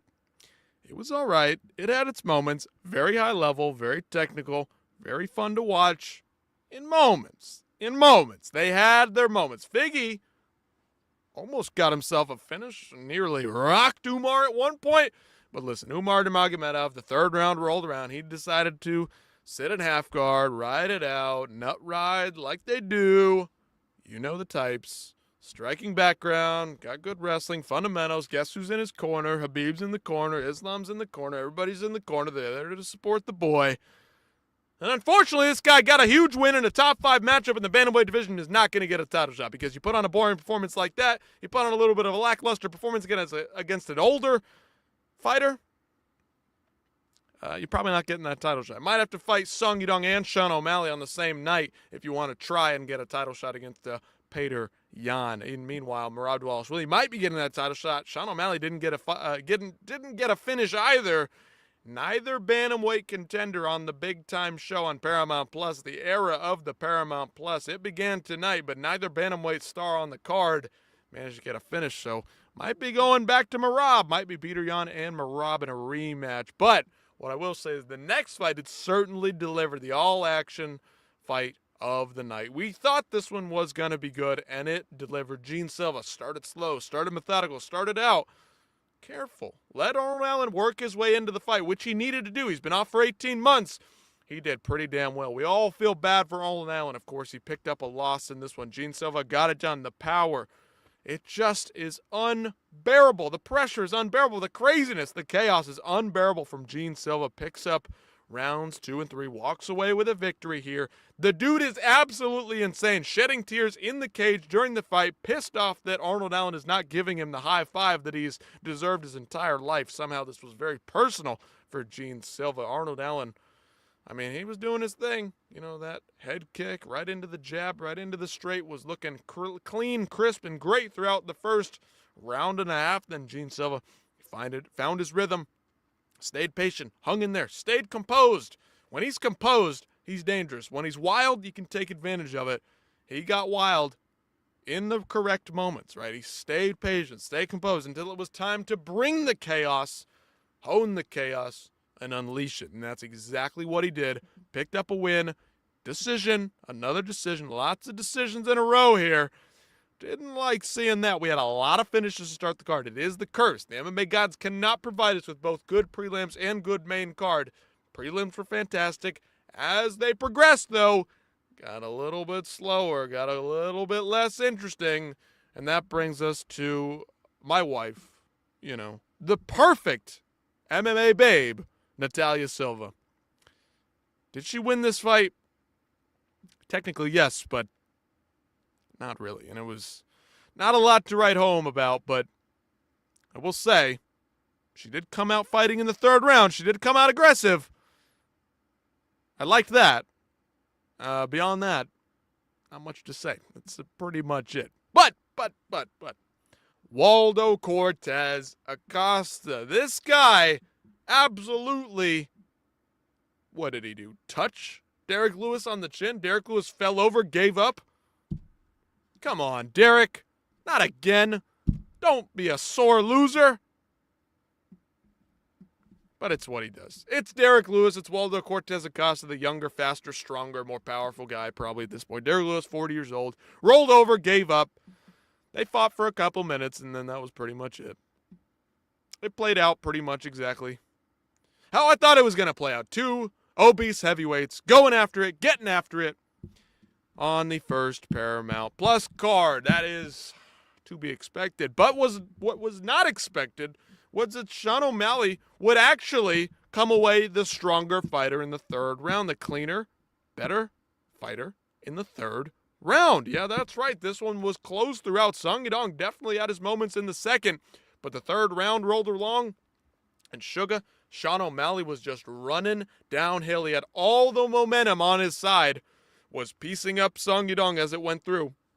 Beautiful knee, capitalized in the moments in which Song Yadong was waiting, trying to wade in. I mean, the good footwork on both sides of the equation. Song Yadong had his moments, like I said, but Sean O'Malley, he's just so damn fast. When he's flowing in there, when he's got a striker in front of him that's not looking to wrestle or clinch too much, there's really nobody better. There's nobody faster when this guy's in the striking realm, right? If this was just some basic striking matchup, and that's all that he ever had to face in the UFC, he'd be cleaning up everybody. But unfortunately for him, there are guys like Merab Dvalishvili out there. There are guys like Umar Nurmagomedov out there who are probably going to wipe the floor with Sean O'Malley because their grappling is fantastic. And Sean's isn't quite there. He's frail. Unfortunately, the broken ankle. Not a good look after the fight. Got the win. Nearly got a finish in the third round. We don't know how that one could have gone if it went all 5 rounds. Would have been nice to see that as a co-main event of a huge pay-per-view, premium live event, whatever you're going to call it. But good for Sean O'Malley. Picked up a win. Another decision. Lots of decisions throughout this main card. But I will say, the last and final fight on the card, the last and final fight of the night did deliver in the greatest way possible. Maybe the best, worst fight of all time. I described this earlier as a terrible movie that you love to watch, that you cannot get enough of. A guilty pleasure fight. That was this one. The sloppiest title fight I have ever seen. The vacant, well, not so vacant, the interim lightweight strap, the highest of the high, the most technical of all technique, was Justin Gaethje, Paddy Pimblett in an all-out slugfest in which they were winging shots back and forth, throwing all kinds of power into every single shot. They were both gassed after the first 2 minutes of this fight. Paddy nearly finished multiple times. Justin Gaethje capitalizing on those moments, but he's swinging, he's whiffing. Paddy Pimblett's cracking him back. Not an easy day out for either man, for either guy. Sloppy, terrible technique, winging shots back and forth, but damn did I have fun watching it. Damn was I on my feet by the end of this one applauding it.